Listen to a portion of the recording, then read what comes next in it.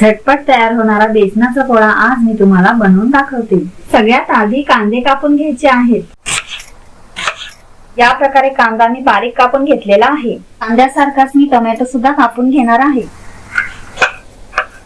लसूण मिरची सुद्धा मी ठेचून घेणार आहे। लसूण मिरची, चवीपुरतं मीठ, 1 वाटी बेसन पीठ, 1 वाटी बारीक चिरलेला कांदा, 1 टोमॅटो, कोथिंबीर, वाटलेली मिरची 1 चमचा, 1 चमचाभर हळद, चवीपुरतं मीठ। हे सगळं साहित्य चांगलं मिक्स करून घ्यायचं आहे।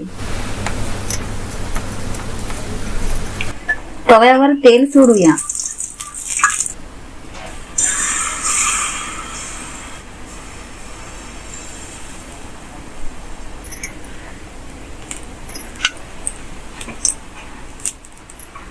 आता मी एक साइड व्यवस्थित भाजून घेणार आहे। तुम्ही बघू शकता, बघा पोळा तयार झालेला आहे, मस्तपैकी शिजलेला आहे। बघा कुरकुरीत बेसन पिठाचा पोळा तयार झालेला आहे।